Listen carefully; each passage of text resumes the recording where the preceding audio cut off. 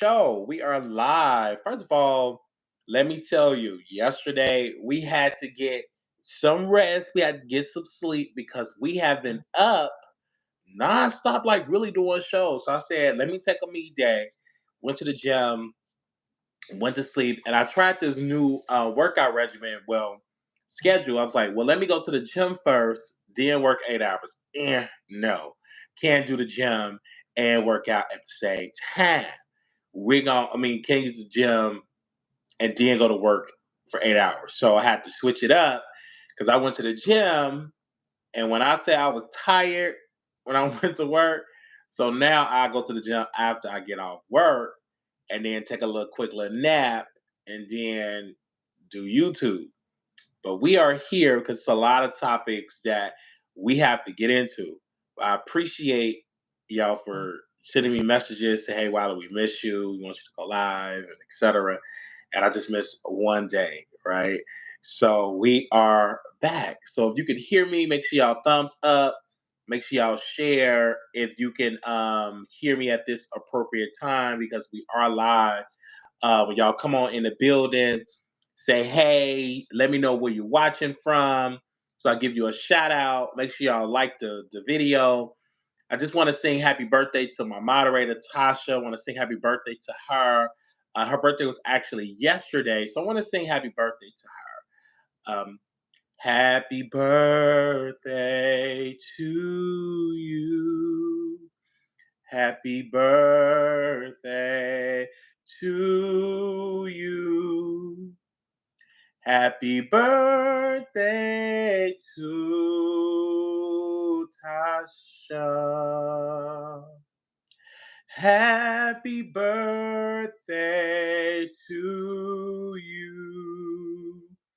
May the good Lord bless you. May the good Lord bless you. May the good Lord bless Tasha. May the good Lord bless you. All right, just is your birthday. Happy birthday, Destiny. Happy birthday, Destiny. Happy birthday, Destiny.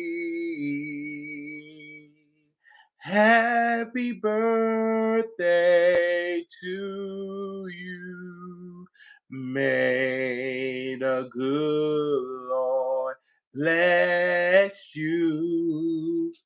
May the good Lord bless you.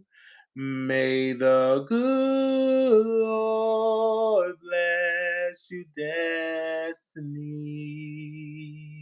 May the good Lord bless you. Now, welcome. Now, we got a lot to discuss. Let's first of all get into our first topic that we did cover on WileyTheTroll.com, but I have some things to say about it. Now, we're going to talk about WWE World Wrestling Entertainment, how they have literally signed a $5 million deal, almost a $10 billion deal to exclusively stream Raw and SmackDown All League Live events on Netflix. This announcement was made public to us on yesterday, and everybody had stuff to say about it. First and foremost, that is the future. I want to tell you again, streaming is the future. When you're going out and you're streaming, Netflix, YouTube, all of those entities is the streaming is the future.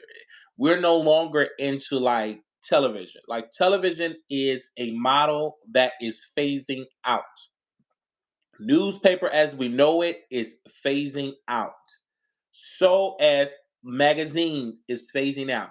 If you don't know how to have an online presence and know how to have a subscription base and ads or streaming, etc., you're gonna get lost in the sauce. So I think that Raw streaming on Netflix is very iconic because I streamed a lot of WWE live events when it was on Peacock. All of their pay per views was on Peacock, and it made perfect sense instead of me getting a separate app for WWE. I can go on Peacock, watch WWE content as well as any other content by NBC Universal. But NBC Universal, their contract was only worth 250, I believe, $250 million a year. Netflix is in the billions. So this is a very iconic move for WWE, and also The Rock. He is on the board of TKO Sports, so he will have full control of his name, full ownership of his name, and he have some millions. He has some stocks that's worth millions.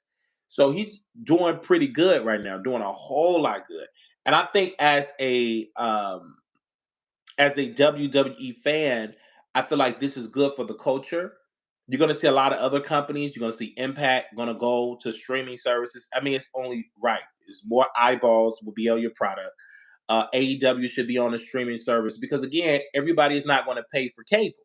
They're just not going to pay for cable. Back in the day, cable was the only thing around. Cable was the only. It was new, so there was no streaming. But because we're dealing with a streaming model, we have to just go where the people are. And let's be clear, Netflix have 260 million subscribers. Netflix have 260 million subscribers that are pretty much watching that app per month. Even if you don't use it, they have 260 million. So them streaming WWE events, more people will be like, okay, I haven't heard about WWE in a while, so let me go and click and watch. That's to help with the ratings, and then all you already have your strong in base, so you go ahead on and get your strong base to watch. They're already going to watch, and then you also get casual fans that pretty much haven't watched the product in about 10 or 15 years. And be like, well, since it's on Netflix, let me just go ahead and watch it. So I just feel that it's very iconic. I was reading some of the chatter online, and some of the old school fans was like, "Oh, this is crazy. I'm not gonna get a Netflix account. This is dumb." But they're not looking long term. Not only will they have Netflix have the right to stream it in America, but it also will be a one-stop shop for people to watch the product overseas instead of waiting a certain amount of hours on other television contracts.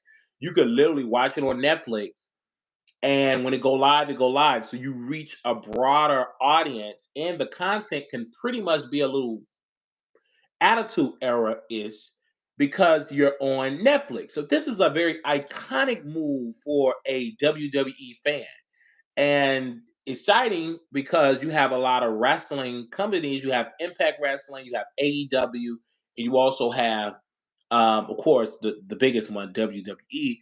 But this is a good move for a wrestling fan because you give you more accessibility that you can go on Netflix and you can view this. So I think it's iconic. I can't wait, and I can't wait to see more of this. Right.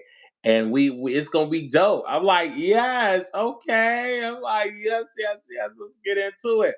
Now, let's get into some politics. I had to open up with that story because that was a good story.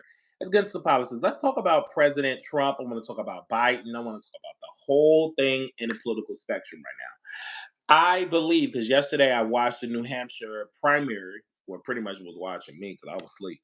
But I did wake up to some alerts that President Donald Trump won the New Hampshire primary. And I wasn't shocked. I knew he was going to struggle a little bit with independents, but did really good.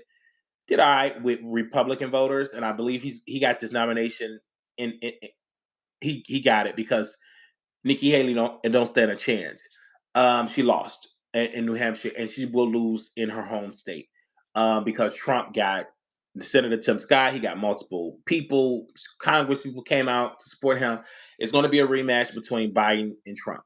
The thing that I want people to understand when you look at this election is that now we're no longer dealing with okay the mass. We're not dealing with that situation. We're pretty much dealing with it the immigrant problem, immigration, and we also dealing with some things that are going on in the world. But typically, what Americans are dealing with, inflation, high car notes, the fees on these airplanes. Pretty much, they're focusing on what's going on at home. So when people go vote, they're going to vote their own interests. And we're going to see how they're going to vote. But honestly, I think it's great that Trump had a second chance to run. I think he needs to stop saying that the election was taken away from him and it was crazy, because when you putting out this lie, it makes you look stupid with independent voters. It makes you look stupid with voters that literally are going, you know what I'm saying, typically are going to vote for you or not vote for you, because they're like, why does this man keep saying it's stolen? It was not stolen. But you're trying to attract those suburban voters that typically went for Biden. So if you want to get those voters, you got to have a broad message. And one of the main messages that I think Trump should run on is immigration. I mean, it wrote itself.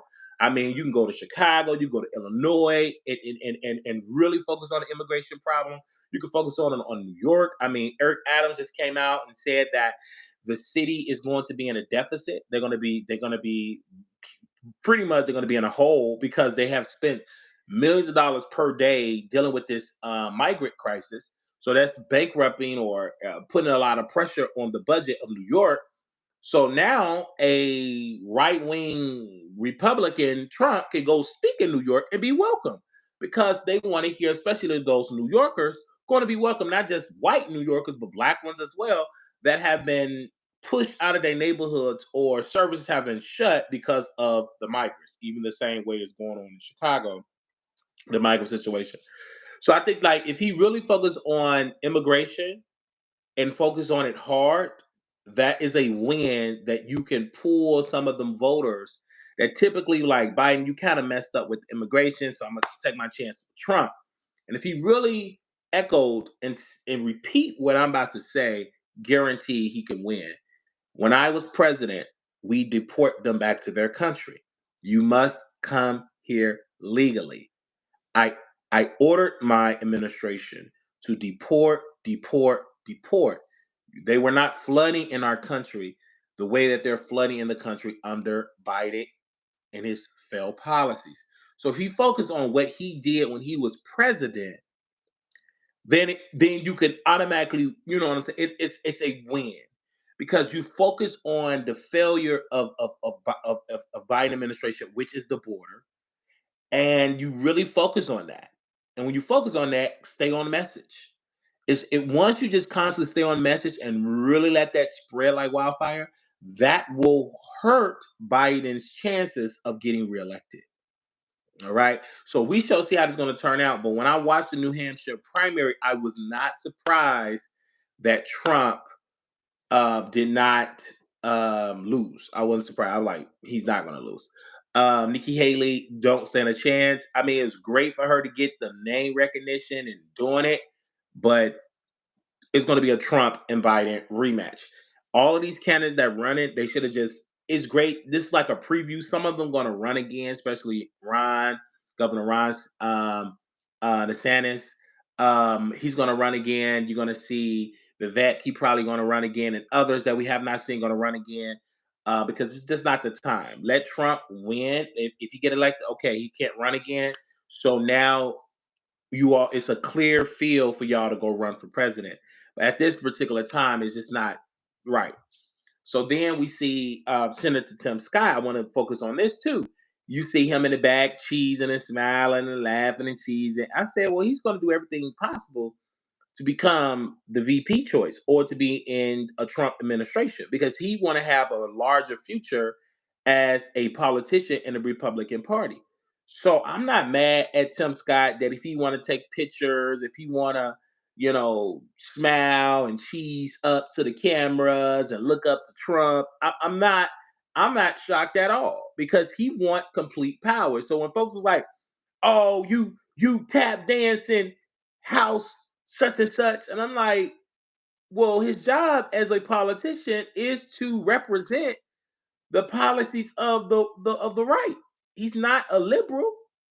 And so let's not act like there is no black people believe like Tim Scott. There's plenty black people that believe that Tim Scott believe in right wing policy, believe in the conservative, believe in conservatism, believe in tax cuts for the rich. I mean, it's a sector of Black America that do believe in what Tim Scott. They're silent. They're not as open. They're not as vocal because they're not going to want you, and you to label them a house, or a field, a house, the head, a C word, a uncle A, B, and C. So they're silent about that. But let's not act like that don't exist. But do I feel like Tim Scott will get picked? Yeah, I feel like he may.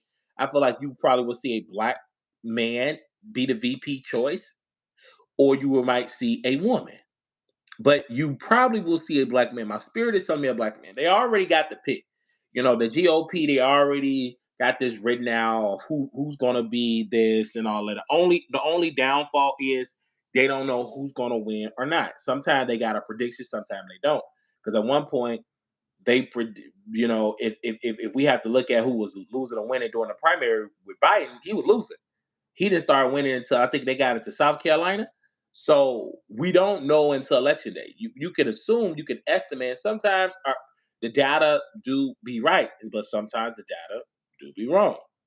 They said no VP has never been so um, embarrassingly bending to get the position.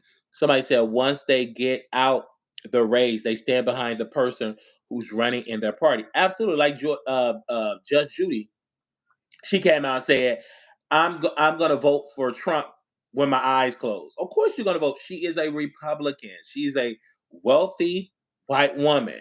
I'm not shocked. I don't know why people are shocked because these people are celebrities. No, most of these celebrities, most of your black favorite celebrities are voting for a Republican because they enjoyed the tax cuts. Even Dave Chappelle said, "I'm gonna take my chance with Trump. I'm gonna take my chance on the tax cuts." So let's not be shocked that we have people that love the policy that Trump will, because you got to think everybody is not a working class. It's some people with money and had money for a long time. So people are going to vote their interest. Now you do have people that vote against their interest. There's no way in the world that you can tell me why are you voting for a president or a politician that literally said, "Well, I'm not going to expand Medicaid," knowing that you need Medicaid. Or why would you vote for a representative that shuts down your hospitals or not put enough investment? So if you have a crisis, you have to travel about 30 miles to the nearest hospital, to the nearest emergency room. So, but you have people for generations vote against their interests. Even we can argue that African Americans, in some cases, they do a traditional type of vote. Well, my mama been voting Democrat, so I'm going to vote Democrat. I just think now that's shifting. Now people are saying, "Well, let me give the other side a chance." And I think the spirit of Americans, they love when parties power share. They're not into this whole dominate the government. So they love it when you have a House, a representative, Republican, in the Senate, Democrat. They kind of like that. And I don't see that changing ever since. I don't really see one party just dominating in all just complete domination. I believe there's going to be more power sharing. But even with that, you see the party that struggled to get things done, which were the Republicans, because they haven't done anything tangible, written any laws or any bills to put on President Biden's desk that was like long term great stuff for the country. I mean, they couldn't even come to agreement on a bill on a budget. So he have to pretty much pass these short term budget laws, like short term, like 3 months. They just pushing it down the can because you have the Freedom Caucus of a handful of members. Now they have the power like they never had before because it was never like this slim before. But because it's a slim majority, and because the original speaker that got the speakership, he pretty much negotiated all the power away. They have their backbone that they say, "Hey, if you don't listen to us, we're gonna vote you out." So now they could be like, "Oh, I don't want that. Oh, I don't want that. Even if it's great, I don't want it. I want publicity. I want to raise money. I want to win again. I want to represent that I'm a white ring person." Until Trump call and say, "Hey, y'all, stand down." They stand up because now they have all of this power they never had before. They never really had the Freedom Caucus. Never really, yeah, of course they always existed, but they never really had that power. They always was outnumbered.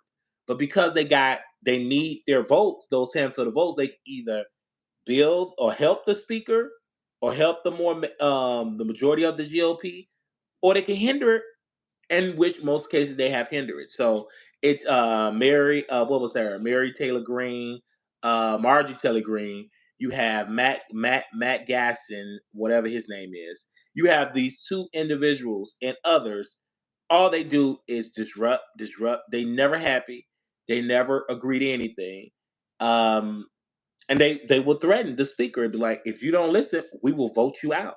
And they will do it. And you have to take it because they only take one person to bring it up for a vote, I believe. One person. So it's crazy. So that's why when I look at politics, it's very entertaining for me. And I don't look at it to the point, oh my gosh, but I also focus more so in entrepreneurship, and really in trying to be an entrepreneur, to have employees and grow my business. Because again, they reward businesses, and I want it to be a successful business. So if they ever do more tax cuts, I want to be the ones to really get a tax cut, or get a major tax cut. But whoever you vote for, do you. You know what I'm saying? Because you already got your mind made up. You have people that will never vote, no matter what you say. You have those that will vote, and they already know who they're going to vote for. Everybody got their mind made up who they voted for. There is nobody really out there that don't know who they're going to vote for. They're lie, but they in their mind they already know who they're going to vote for, and they're not going to tell the truth when you do them polls. If you ever get polled, question for a poll, they got their mind made up who they're going to vote for in November. So it is what it is. Now, I had to talk about that and get that together. Also, let's get into the gospel sector in a second. I want to talk about Kim Burrell. And I love Kim Burrell. I feel like Kim Burrell is one of the greatest gospel singers, especially with the runs, everything. The woman is iconic in her voice. But it's like every other month, or once or twice a year, she's not getting the publicity of the anointing of her voice. She's getting, going viral for being messy, for being nasty, and for being evil. So she was singing, "Thank you, Lord. Thank you, Lord. I just want to." And there was another lady, she tried to sing "Thank You, Lord" too. And Kim Burrell said, "Oh, no, don't sing with me. Stop singing. I'm the only one singing. Sing, let your man go. No, no, no, no, no, no, no, no, don't sing when I sing." I've never seen this, but usually I don't care if the person is off key. You lead the song, you sing the song, and the congregation always give it. That's the culture of church. So you're not right spiritually. And I think Kim Burrell have always been in this hellhole because her husband cheated on her with a man, allegedly. And I think that she's torn about that. I believe she's a very nasty woman. You could have a talent in the church, you could hit notes, but you're a very nasty woman. And she have lost a lot of, she's just very a nasty, she's very gifted, but she's nasty. And so she got mad at the lady because the lady got up there and she started singing. Make sure y'all come on in the room, like the video. Come on in here, like the video. So when y'all get in here, click that like button. Come on. All right. That's help push it out there. That's how I like doing my shorts. Anyway, so I'm like, come on now. Why you being that mean, and why you being that mean and nasty? I just don't understand. Like, but church people, man, it is some, especially the women, child. They be so nasty. It's like so evil. Come on. Why you gotta be that nasty? Why you just cannot have Jesus, that humbleness, that sweetness? Why do you have to be bitter and stinky? I just don't understand that. And then when she was trying to explain it, well, this is my explanation. I was in the spirit and I didn't want no one to interrupt me. You weren't in the spirit. You was in the flesh. Because if you was in the spirit, you don't care who joined in. Everybody should be able to join in at church. It's like it's crazy. But these spiritual leaders, these people are just doing the most in church. I don't know, because of these people ain't got it. They unsaved, they in sin, they're a hypocrite, and it's coming out. Period. They in sin, hypocrite, and got none but the devil in them, and they got high heels and a hat, but the devil is inside them. Amen. And Kim Burrell have a very evil spirit. I think that she need to repent. I think that she needs to forgive herself and her yoni. that it wasn't her yoni fault that made her husband go cheat with another man. Just forgive your yoni. Pray to the yoni and say, I forgive you, yoni. I forgive your ex. You need to call your ex-husband up if I'm getting humped with that man and get some forgiveness because you're bringing that bitterness to the pulpit. You bring it. That's why sometimes God did not really want women to be in the pulpit because they're emotional. That's why he didn't really want women in the pulpit. He really don't, according to some religious scholars. But it's whatever, whatever. You know what I'm saying? But it doesn't surprise me when I see women in the pulpit. It doesn't surprise me at all. All right. I'm trying to get you. I can't stand Kim. She's a very nasty disposition. Okay, yes. I see your comment, Crystal. I accidentally hit it because I'm trying to see the comments different when you're on the phone. All right. So you can have what you want to have, child. That's just up to you. All right. Now let's move on from that. Now we got to talk about Britney Spears. Now Britney Spears pulled out her chest meat, got banned from the hotel. She's going through a lot. This is what got her conservatorship. And when I got word that she did that, I'm not shocked. I believe this woman is crazy in real life. I believe she was never healed. I believe she played to be not crazy to get the conservatorship off of her. She wanted full access of her money. I've heard that she's going through her money like crazy. I heard that she spent her advance off her book.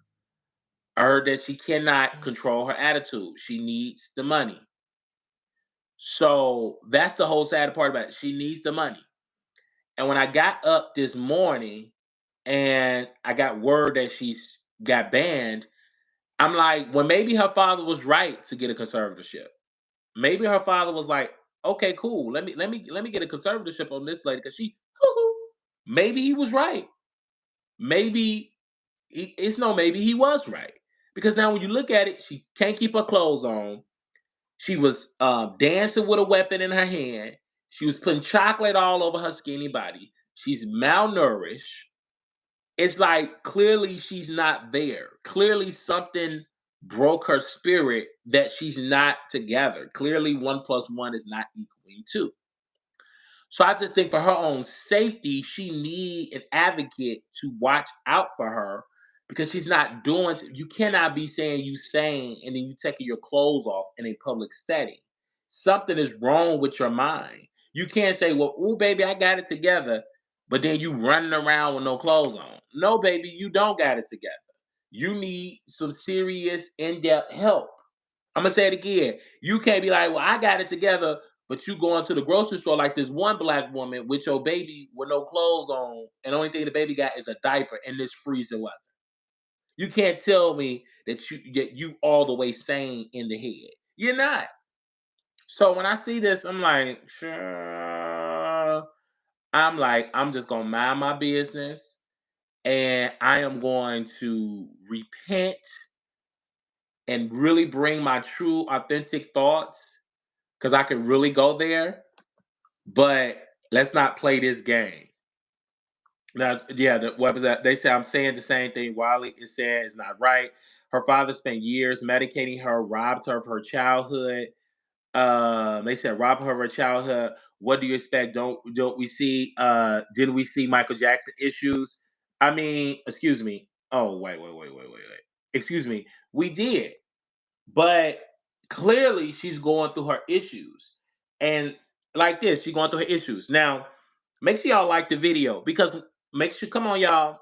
Click that button. Come on. Now it took me a whole day off, child. Because over here, you really have to work over here. And I was like, come on, come on, Britney Spears. And don't get me wrong, Britney Spears, it's all her fault. I mean, when she got 18 years old, she could have cut the people off. She didn't.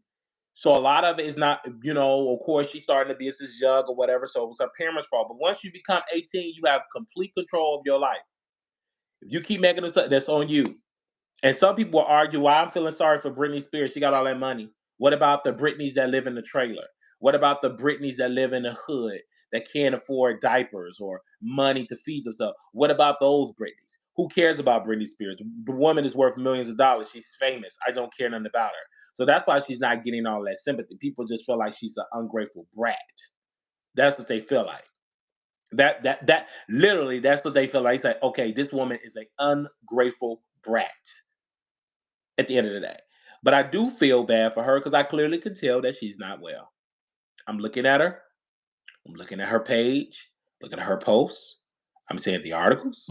I'm looking at the hotel. Now the hotel saying that they want to ban her completely. I believe they're going to ban her because they told her, and they said they kept tolerating her because she's Britney Spears. But they was like, man, we can't keep tolerating you taking off your clothes. That's crazy. That's when I tell you that's crazy. That's crazy. You're taking off your clothes, and you know she stink. You know she ain't got her odor ain't together. At all. Someone said, I'm sure when her father is passed, we are going to hear more of what her father did to her. How could she cut herself off? Labels don't let singers out easy. Prince, Michael, and Whitney. At the end of the day, but it's you the one that is going up. It's you the one that is going through the problems, not your father. They said it was at a hotel. What hotel that was at? Because I posted on my blog. It was a nice hotel. Because I had posted it on the blog, and give me a second while I pull when I find it. Oh, it was at the Four Seasons. Did I say that right? It was at the Four Seasons in Los Angeles. So it's crazy, man. It's really, really crazy. They said for over a year, staff at the Westlake Village Resort have been reportedly upset, at the pop star conduct, despite previously being a long-term guest at the family-friendly five-star hotel located just minutes from her 14 million mansion. They said reportedly the singer has been a big fan of the hotel and spa and beauty retreat, making use of the indoor pool, massage treatments, often book it for a stay. However, it seems her behavior has led to her being unwelcome at the premises, with sources indicating a recent temporary ban due to her actions, including allegedly making guests uncomfortable by going topless at the poolside. An insider stated Britney might be an A-list celebrity, but she can't run around doing whatever she wants at the Four Seasons. It sees a lot of high-profile guests and rich guests checking in who spend thousands there, whether it be for a business trip or leisure.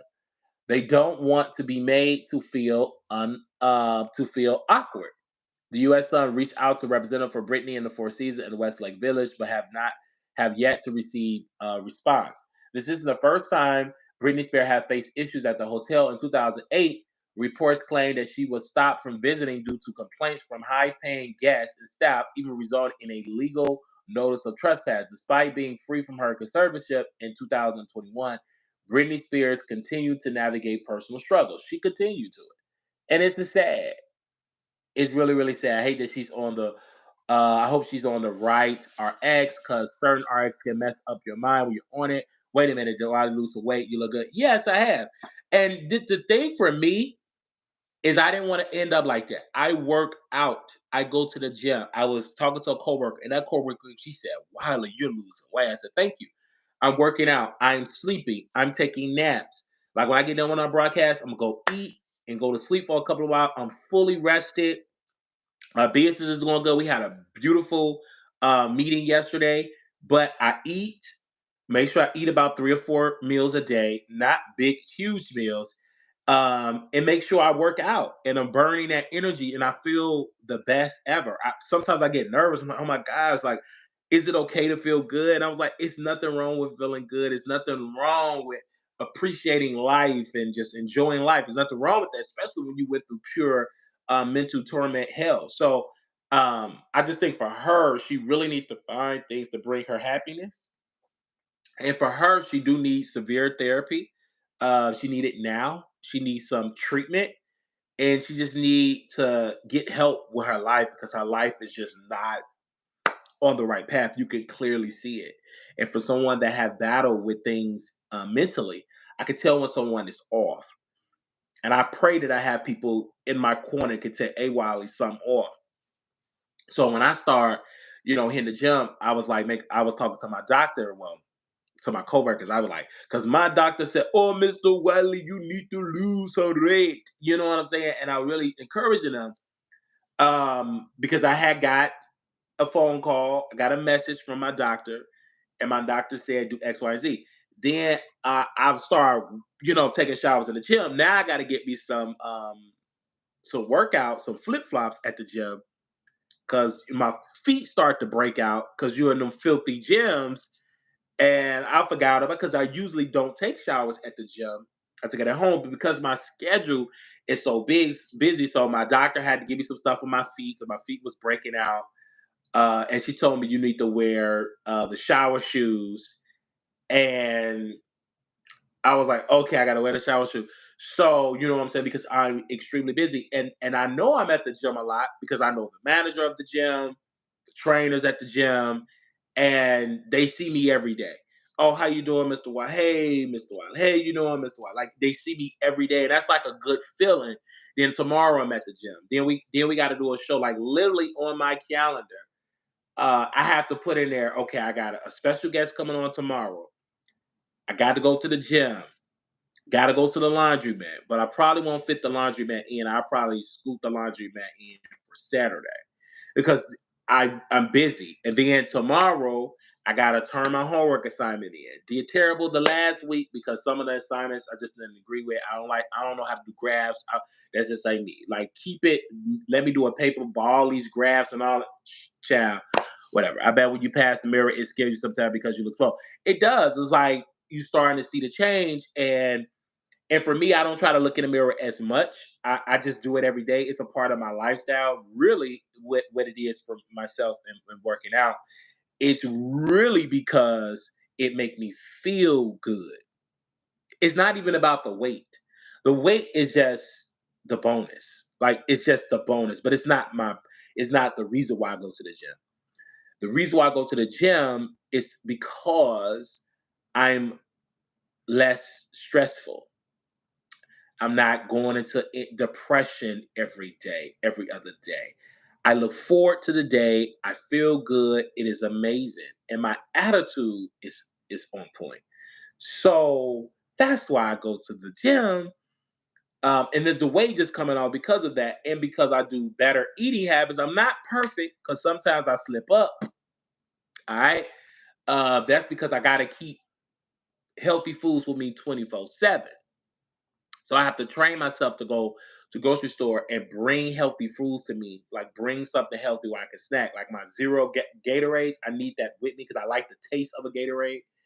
Um, so I have to start bringing that with me to work and just leave some in the freezer and just freeze. Like I left some water in there, but I need to bring like grapes. I need to start keeping like healthy stuff around because sometimes I do slip up.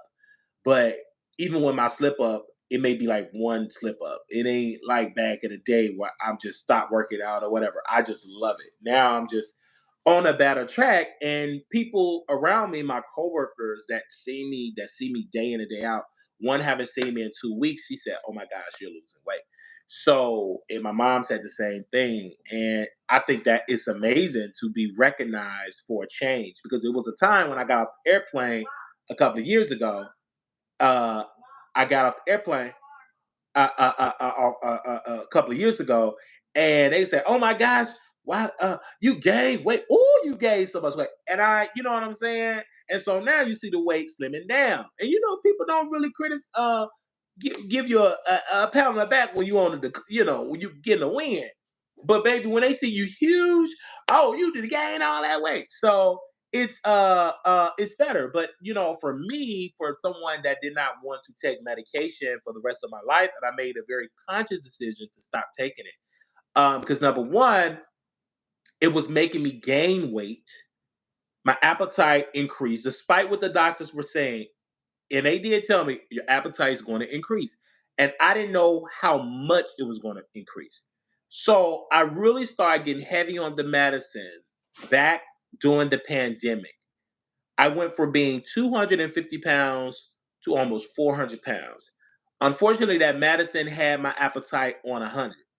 I eat, and sleep, sleep, sleep, sleep, sleep, sleep, sleep.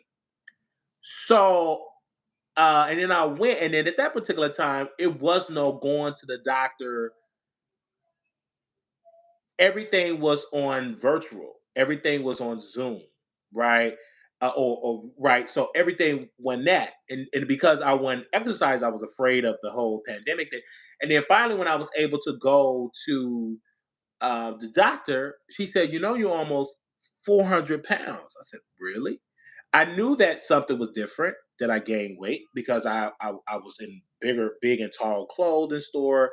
The size was I was in a 40 in the waist. It was terrible. And so I couldn't, I was out of breath, working out. I mean, walking up the stairs, literally out of breath. So I knew something was going on. And so I just, this one particular time went to the doctor and I said, "Hey," she said, "You gain all this weight. And if you want to live a successful life or live long term, you have to make some serious changes." And I started to make some change. So I went from close to almost 400 pounds to now to 300 pounds. So, and we continue to still do it and doing it every day. And I love it. But I stopped taking the medicine because number one, the medicine made me feel very drowsy, very sleepy, to the point I didn't want to do anything but sleep. And I would sleep for hours and hours and hours. And then when I am up, I'm eating. And then we'll go right back to sleep. So I just went on and you know, I said, well, let me try a different route. So I said, the gym. And then I start doing it. And then what I've noticed that I'm sleepy. So 8 hours. And I'm not as drained as drooling and drained. I feel happy because the medicine had me very drained. Couldn't tell jokes. I went into the comedy. I just was just walking, just stuck. And so I had to make the decision. And I made it. I made the decision, and what I've done, I made some serious changes in my life. So in the morning when I get up, I put my head, I take a shower, whatever. I go to work, but I'm listening to educate my mind, and I'm listening to right now the 1619 Project, and I love educating myself because God, excuse me for a second while I talk about God, is taking me to the next level. And I want to be educated enough to stay at that next level and to continue to increase. So when you're getting ready to go to that next level, I feel the next level. And so that's why I'm educating myself for that next level. So if I'm ever on network television for an opportunity to talk about this, I can talk about it. So I want to be very extremely diverse to what I'm saying. So I want to educate myself, and it was I was watching a podcast, and let me give that podcast a special shout out because I felt like that's part of my favorite things. I want to give this podcast a shout out. Give me a second. Let me see if I can find it. Because I want to give that podcast a shout out. Hold on one second, y'all. Give me a second. So the name of that podcast is the Social Proof Podcast. Did I say it right? Let me make sure that's the podcast. The Social Proof Podcast. And they say it's really good to have a mentee because you are probably more advanced in your industry than your people that's trying to get in the business. So I was on the phone with someone. I said, "Ooh," and I was giving him so much, whether he a mentee or not. I was giving him so much knowledge that I accumulated in this business. And he applied some of the knowledge and he called. He said, "Wiley, I've gained some subscribers because of what you were giving me." I said, "Wow, that's great." So then we were on the phone. And then I open up more because I like when people take what you say. I like to teach. I like to tell you the game to make it easy. Because if I can make it easy for you, then great. You don't have to sit and struggle like I had to struggle and just learn the hard way. And I'm still learning, right? So I said, "Oh, we gonna do a show tomorrow." And then I was telling him about Vegas, and I was telling him about working together with other people in the business, and why should you have to struggle. And I remember when I was watching the Social Proof podcast, and they said it's good to look at other industries and to see what they're doing and try to apply in your industry. And so one thing that I am a huge fan of is wrestling. So when I got word that Vince McMahon sold his company to another company, um, I said, but why? But then was listening to Vince McMahon, and he was sitting with the owner or the chairman of TKO Sports, and he said, or TKO, I believe, and he said, well, with their resources, we're going to be able to get there faster. It may take us 20 years to catch up to them. And with them being an owner, we can get there faster. The company can last longer. And so, you know what I'm saying? So I was like, wow. So I was applying that to YouTube. And I said, but why not work with this person? And we could do business together, make money together. Now I can go and make it myself, but it will take me longer. But why not pull your resources with my resources and we build this? You understand what I'm saying? You build this, right? And that's what we were doing. I said, this is what we got to do. We gonna sit here, we gonna build this. So I said, well, I need a creator that understands me and I understand them, and we could match. And just Couture Bay just came through.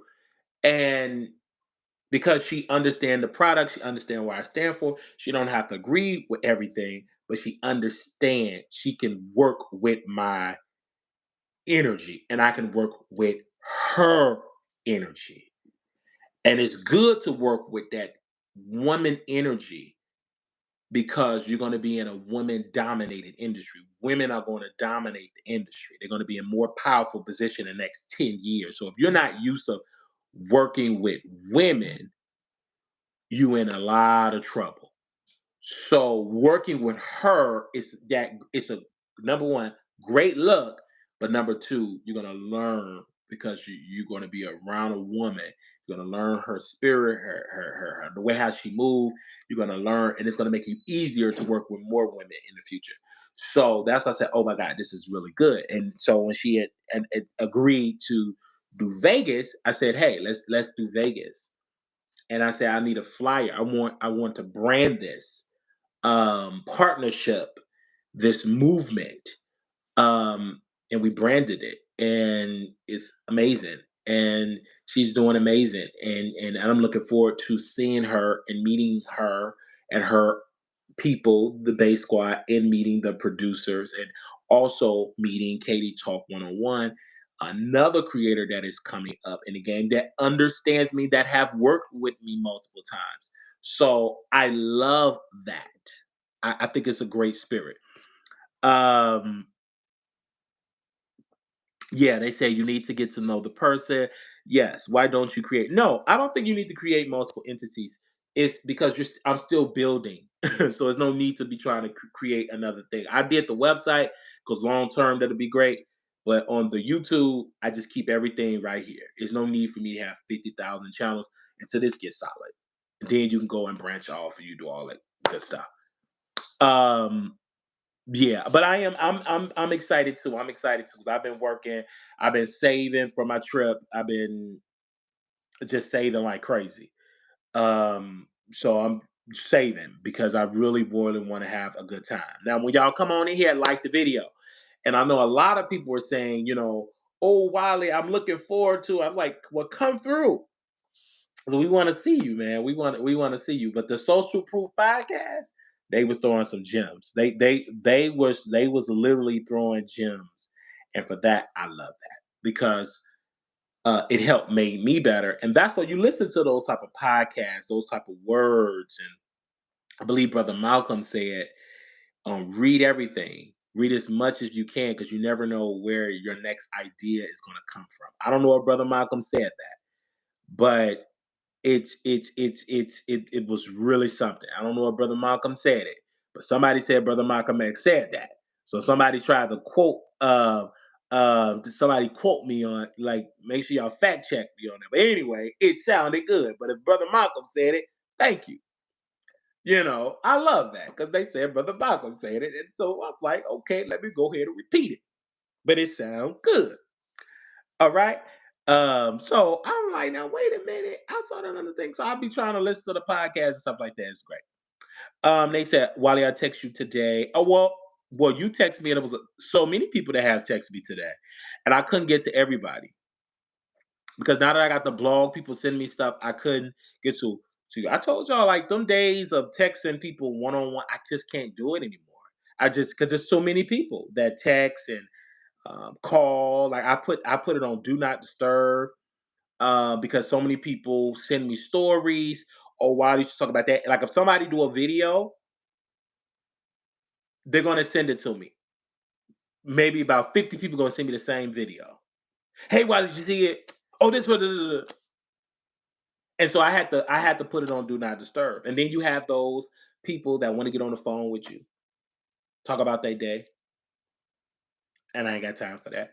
Because I got to worry about my day. I ain't got time to work through your issues when it comes to stuff like that. But I do love that you all do text and stuff like that. But that's the growth. Like that's the growth. It's no longer a one-on-one type of show. I mean, the show is growing. And we also have people over there on TikTok.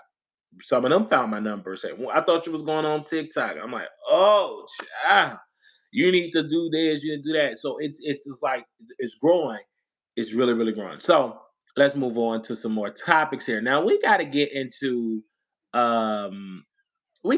the Rick Ross um situation. Okay. We literally got to get into the Rick Ross because I feel like Rick Ross, and I feel like Rick Ross, baby mama. Let's be clear. Rick Ross, baby mama.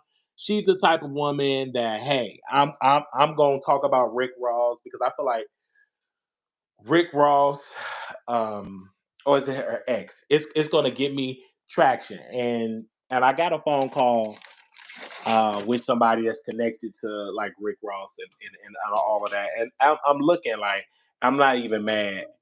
I, I'm looking at it and I'm like, come on now. Um, what are you doing? But she said, let me make sure I quote her right, because I just saw this down my timeline. But I believe that woman said that Gucci Man's wife and her white Rolls Royce slept with Rick Ross. Now she's just throwing people name in. I want to make sure I quote her right. She said that Rick Ross slept with Gucci Man wife. Did I say that right? And I'm like, what is going on? But when you are a celebrity, ain't no stopping you. You will have people that will criticize you. And I don't know what happened. I believe he moved on in the relationship. He moved on in life. And she's pissed. And she said, allegedly, ain't no allegedly. He did do that. And she's talking. It's picking up steam. And he just got to deal with it. He's just going through his moment. He's going through his moment. They dated allegedly before she got with Gucci. Now they said they dated allegedly before got with Gucci. And so she talked about it. She said they humped. That she came over in that white Rolls Royce. And the host of the show said, well, let's just say allegedly. Ain't no allegedly. He did it. And I'm like, this is crazy. This is so crazy. When I got the phone call, I'm like, now wait a minute. Like, why is she so mad? But she mad because her man moved on to some new yoni. Women get that evil. When you move on, they get bitter. They make allegations. They're mad. When you get a new woman, especially look better than you, you know he ain't coming back. You know, and especially when he ain't throwing the D on the side. When he cut you off, giving you them late night D appointments. So when he let go of them late night D appointment, you angry. You let me come over in the middle of the night on this day, you D me down, but them days are over. So what do? run to the internet and you tell the internet, and the next thing you know, you sitting on Tasha K podcast, spilling out your guts. Because that's pretty much what you're gonna do.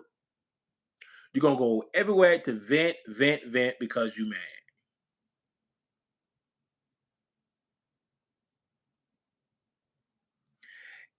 And this is the thing, a man don't care. The woman can look less than you, but they're less drama than you. They're less have a less attitude than you. They're more catering to the man. So you just got to move on. It's difficult to move on when you was attached to a superstar. And Rick Ross is a thief because he stole from a drug dealer. He stole a drug dealer identity. The man was in prison. He stole, not only did he steal the drug dealer identity, he stole his whole persona. He made his story Rick Ross. He made it said on Rick Ross.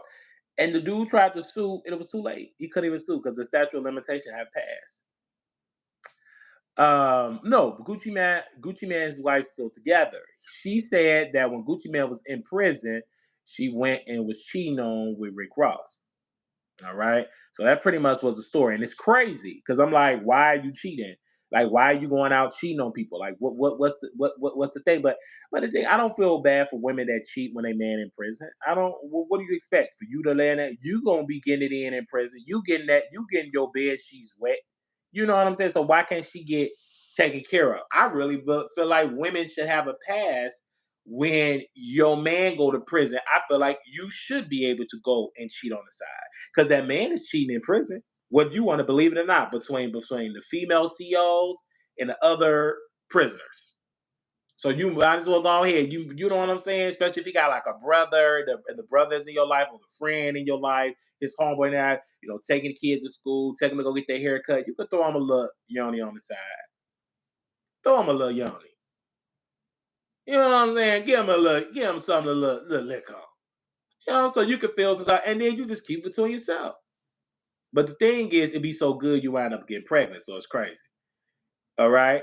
They say if they're not saved, if you want to go ahead, don't let him find out. Right. Because ain't nowhere in the world I'm going to stay laying down. You go to prison if you want to. I thought they were saying that is not providing as the best he can for their son. That could be too. That could be it too. But, it is what it is. But with Rick Ross, though, but Rick Ross got money. Like Biggie Small. I don't understand. Biggie Small was pulling Look Him, Faith. He had money.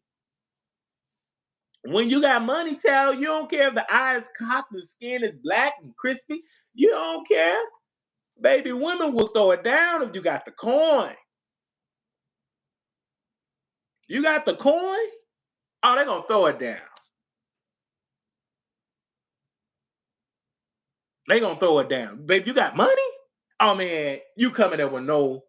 You coming on with a trench coat with nothing.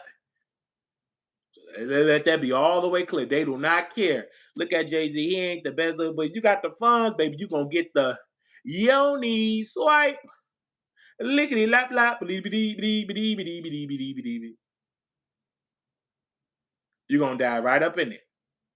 So let's not even be shady. If you got the money,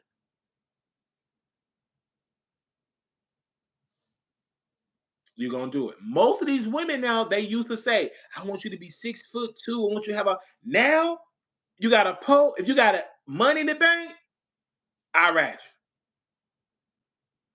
Because it's about security.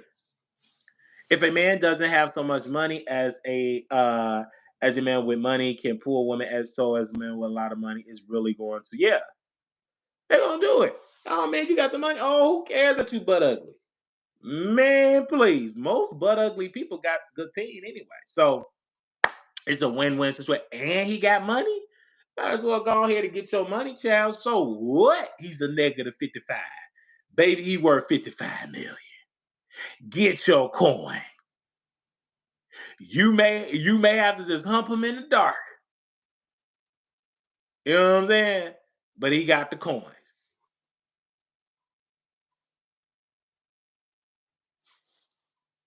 And then you can do about it. Well, y'all come up in the building like y'all like the video. Go ahead and hump. Take it. Get it in. So let's get into Janet Jackson. So we covered this story first. We covered this story first about Tina Knowles exposes Janet Jackson. She liked the post, and we dragged Tina Knowles for liking that post, and she got caught. And now she did some defending, and she apologized to Janet Jackson. And she said, I didn't mean to. I did it by accident, which is a lie. You did it purposely, but you thought nobody was going to see it. You thought you wasn't going to get no pushback, and you got dragged. You got dragged. So now they got Beyonce in it, so they was comparing Beyonce to Janet Jackson. It was crazy. But Tina was just she got too much time on her. She ain't got no man. She tried to be an online comedian, and then you lied. You liked your friend post. It wasn't an accident. You liked it, and you kept it up. You didn't remove it until you got pushback, and then your friend defended it. Like this is on Instagram. When you like something on Instagram, it's gonna show your name. And it's people that all they do is watch celebrities who like posts, who unfollow, who share, who unfollow, who like what comment. They track those celebrities. And you're one of the ones because you are attached to Beyonce, dummy. You're attached to Beyonce. So of course they're gonna see, oh, Tina Knowles like that post about Janet Jackson. Okay, she liked that post about Janet Jackson. So this is some shade. And it was bringing up saying that Beyonce said my parents wasn't like the Jacksons. We didn't have to get them out of debt or something like that. She was throwing shade in an old interview. So of course the internet was bringing it all up. And Janet Jackson, she took the opportunity to promote her tour, say, oh, I'm so excited about the tour. Even though she pissed, but Janet is from the old school, is that they don't believe in like dragging. She's one of them type of girls. Like, I'm gonna be a professional. But just know I seen this, but I'm gonna take advantage of this, and I'm gonna go like, hi everybody. I hope you all ready. So who's gonna come to my concert? It's gonna be so amazing. I can't wait to see you. Okie doke. I can't wait to see you guys. It's hot. It's smoking in here. So, but we covered that story first. And people's like, they say, Wiley, did you just talk about it? I said, yes. We talked about it. And so there we go. All right. So let's move it right along from the Tina Knowles. Let's talk about Kevin Hart and him suing Tasha K, trying to get a restraining order. So shout out to Pam Esquire. I did get it from her YouTube channel. She broke the story first with the court documents, and she always get the court documents first. So I was over there watching. It was down my timeline, and she talked about how he trying to get a restraining order and trying to get it granted, like she trying to get it just granted by the courts, and then have a court date. So yeah, can y'all hear me? Let me know if y'all can hear me.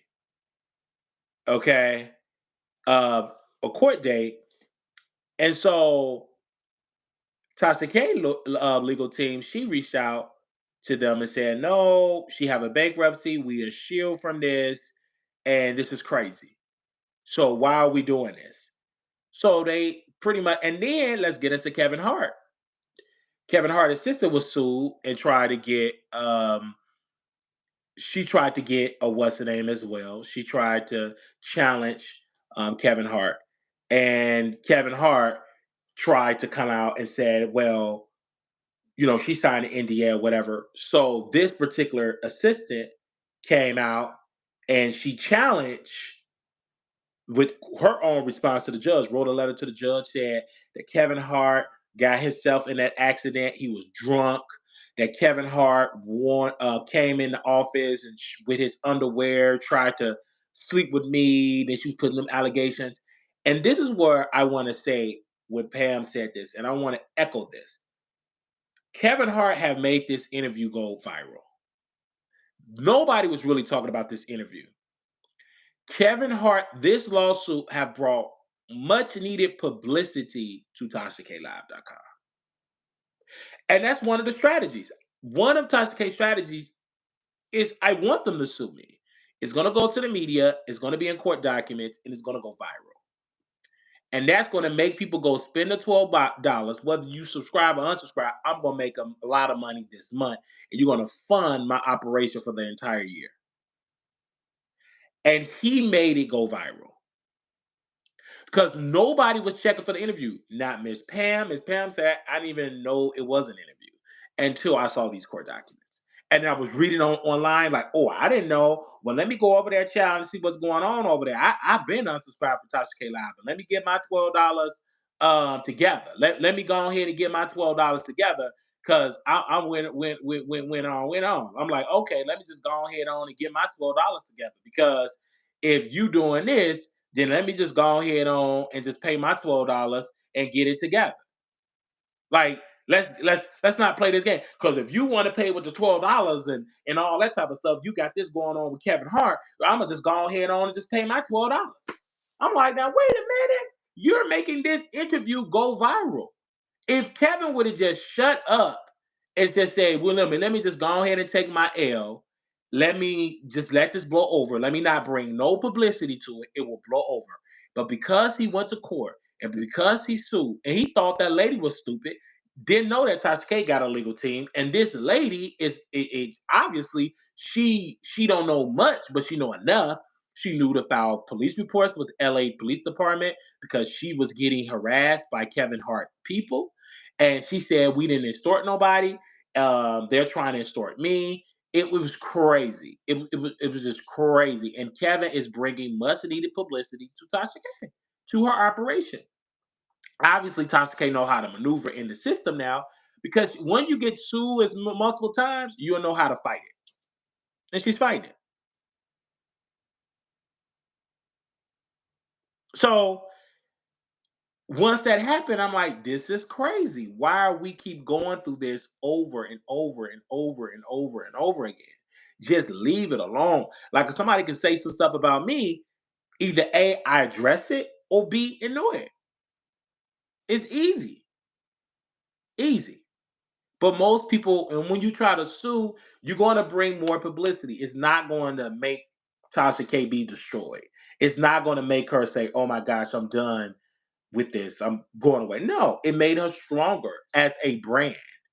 Now she got the other dude from Love and Marriage Huntsville on the show promoting his wine. She did a 2-hour interview from that. Then she got the white woman from Hustle and Flow. Like she's getting people on her show. In return, making money. Because she's not putting those interviews on her YouTube. She's putting it on the app. And when she keep it on the app, that means she's making a lot of money on that app. She's making a lot of money on the app. So I'm like, go ahead and make your coins, baby. Go ahead and make your coins. I feel like as a entrepreneur, Tasha K have found her niche, and part of the budget is just fighting lawsuits. But Kevin Hart is just trying to get a restraining order. It's difficult because the courts do not, and I agree with Miss Pam because she's a licensed attorney, and she passed the bar. They're not going to grant that. It's going to take a miracle. You really have to have strong evidence for them to grant a restraining order. And he's doing everything in his power to shut Tasha K down.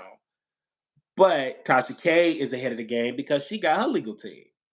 Baby, she reached out to the court. Excuse you, Your Honor. I just want you to know that I already have an attorney and I'm in a bankruptcy and we just shield just to remind the courts. So she already got her team. All right. So make sure y'all share this live. And that's how they're going to like. She already got her team. And when she got her team, child, ain't nothing you can do to stop her. because you have to go through the legal loopholes, and it's going to be a battle because she already have the blueprint of how to avoid pain, how to fight it, because she learned from her mistakes with Cardi B. She hired a defamation and slander people that specialize in defamation. She got lawyers that specialize in bankruptcy, and she have a strong team. Like, she don't have a $3 lawyer. Like, them lawyers you're paying a nice piece of money for. What are y'all saying in the chat? I came in, I hear Wiley. Yes. So welcome, everybody. All right. So we're gonna keep y'all more up to date with Kevin Hart and this whole Tasha K saga. When I tell you it's gonna be off the chain, it's gonna be off the chain because I'm here for it. Tomorrow, you guys, let me tell you, make sure y'all be in the building because we have a show for y'all tomorrow. And then also, I want to say thank you to my Facebook audience. Our Oprah Winfrey video did 115,000 views on our reel. So I want to thank our people. We have gained more followers on Facebook. 115,000 people and counting have tuned in. And then we did about 600 and some thousand people on TikTok. So I want to thank you for that. Though we really wanted them numbers on YouTube, right? But we're still fishing. We still throwing it out there. But that will be good. We still don't have a 600 and some thousand video yet. I believe we have a video on YouTube. I think I got 100,000 views, but not 600, 700,000. But we will one day. But I'm excited for that. We got word when I checked my Facebook today, and I said, "This is amazing." I posted on my community wall, and usually when you post like a win, people don't care. But if it's an L, baby, they gonna be out there. But they what? They see it, but they ain't gonna like it because it's a win. And a major $100,000, 100,000, not $100,000, 100,000 views. But one day we'll have that. But it was exciting because, like I said, I told people, I said that's the current market, baby. The reels, the TikTok is the current market, man. It's difficult to get those type of numbers in a long form video as an average blogger now. You have to join with other people. It's very challenging, I would say. Not impossible, but it's a challenge. But a lot of creators are getting put on with shorts and reels and stuff. So I love it. All right. I really, really love it. Now, thank you all for y'all support. Do anybody want to call in? Moderators, if y'all want to post the number, y'all can. Um, if you want to call in, just call in. It will not ring. I have to call you back on it. 972-674-9462. 972-674-9462. 972-674-9462. Thank you, Couture Bay. 972-674-9462. And also, if anybody want to come on YouTube, I believe I have it set up where you can come on YouTube as well. So let me see if that's set up. Give me a second. Let me see. Because they even have it where you can come on YouTube. Give me a second. Let me see. Because I set it up. I think Tasha came on the show. My moderator, she came on the show like this. I don't know if it's gonna work, but let's see.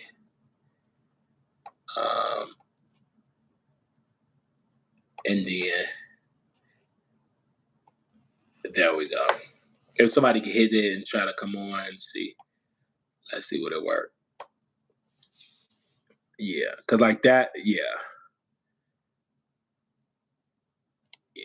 All right. So, and then also you can do it this way too. Oh wow, so y'all are really commenting on my video.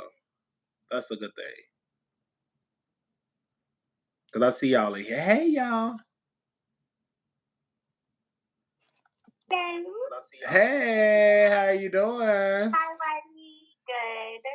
Okay, so we didn't talk about her today, but I heard that some people had some questions, and like including like news journalists, they didn't really understand what was going on. But the information that I received today kind of explains what's going on with Miss Bonnie Willis and Nathan Wade. So two things. Nathan. Okay, Bonnie asked for a special prosecutor to help her prosecute Donald Trump and the other 18 people, I guess.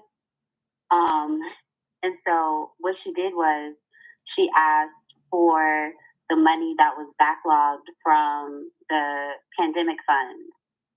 And so she was going to use that to search for a new prosecutor or whatever. But before she hired the special prosecutor, she was supposed to get approval, and she didn't. So the person she hired was the man that she was sleeping with, who was also married at the time. And number two, Nathan Wade, although like she appointed him to be the special prosecutor, he never took an oath to be a special prosecutor. So that's why they're saying all of the indictments should be thrown out. Oh yeah. Well, we shall see. It's up to the judge. I feel like it's up to the judge on that particular case. That's why I'm gonna wait till the judge say something until either. I don't know why we're heating up pretty hot. Yeah, I would. We got a lot going on down here. I would. The Wiley Show trial. Yeah, because most of it is them talking. Like it's up to the judge. We will see up to the. I really think the judge gonna side with the prosecutor because she have extreme power, and people don't understand how powerful a prosecutor is. The prosecutor is one of the most powerful people in the court system. They can either charge you or not charge. They have that much discretion. They have more discretion than a judge, and so I don't see it from people that have been covering this. They said that she pretty much had legal right to do what she did. No, she didn't. And then they say it's not really illegal what she did unless it is illegal. Unless because it all depends on people's opinion. Everybody has their own opinion, but because like the two right because the people that I talked to that covered it, they said I believe the judge going to be on her side because she's the prosecutor, and again, it's up to the judge.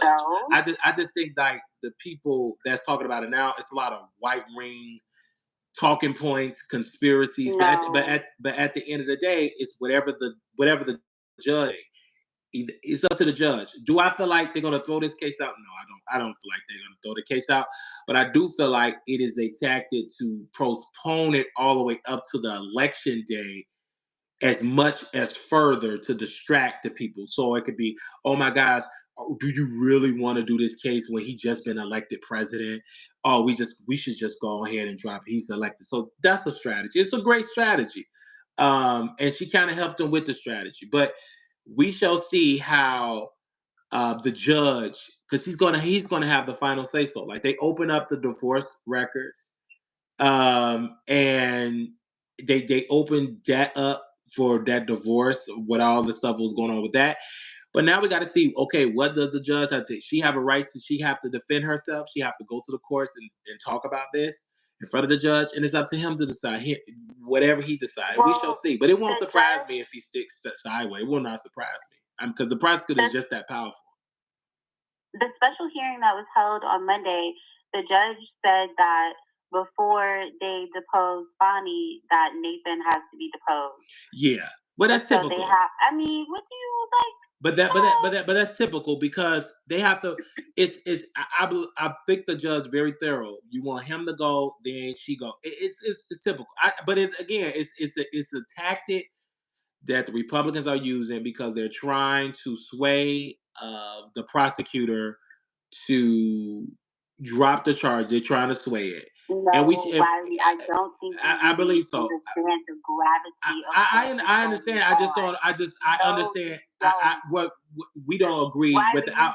I do understand the gravity of it, and I feel like it's up to the judge at the end of the day. Just like when it goes up to the Supreme Court, you had Texas that say, "Oh, we're gonna put these barbed wires on the border," but the federal government said, "Oh no, you can't do it." But it's up to the Supreme Court. What they decide, okay, Texas, you have no right doing it. Thank you for Wiley is not listening to me. So no, I am listening, but again, I'm saying that it's up to the judge. This is why. Hold on one second. This is why I said I'm waiting till the judge decide whether the case is dropped, whether they're going to drop it, which I highly doubt them doing it. I highly doubt them doing this. And if they do that, we shall see, but I highly doubt it. I feel like the ex-wife of the special prosecutor, she's bitter. She's being used as a tool by the Republicans. I feel like she's got a battery in her back, using this case to harass a respectable politician, a respectable that's beloved by the conservative party. Like, they love this woman, but they also want Trump to win, and we shall see. But Trump, he don't just have this case; he also got another case where he falsified or used documents, classified documents. So he don't just have this case. Trump got a lot of cases that he's dealing with. But this Georgia case, we shall see how it's going to turn. It's up to the judge. Wiley, this has absolutely nothing to do with Donald Trump. It does have something to do with Donald. It's Donald Trump people that's fueling this. If you don't think Donald Trump people is putting that barrier, if you don't think that it's Donald Trump people putting the barrier in that woman's back, you're highly mistaken. This is people that is using this moment to make Trump look good. These are Trump people. These are conservative people doing it. Do you understand? She paid this man almost $1 million, and of that same account, he used those funds to take her on vacation. Again, that's up to That's the room. Again, I get you, but that's the room. What it is. If that is true, it's up to the judge to decide. That is from the unsealed.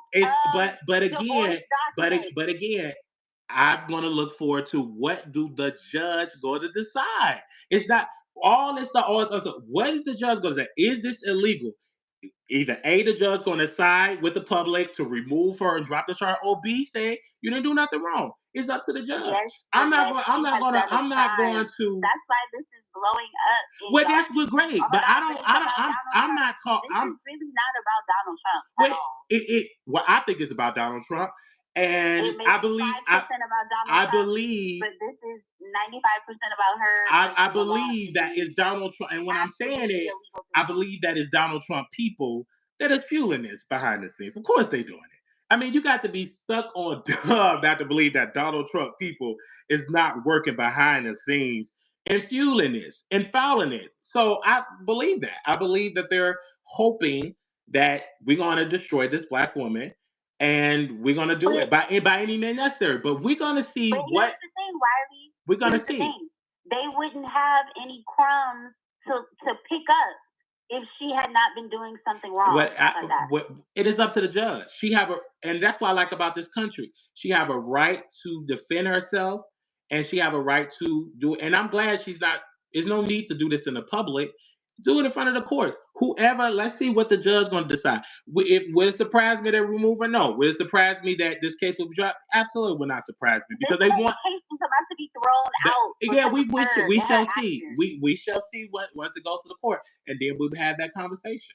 That's what I'm saying. I'm waiting on the courts to decide what are y'all going to do with it? Because if it's this bad, then why haven't she been removed? Why haven't the charges been? If it's what y'all said is true, then okay, what's the update? Well, that's why they're doing a special investigation. Yeah, so that's what I'm saying. It have to be. Trump. It's going to be a special investigation, and we shall see.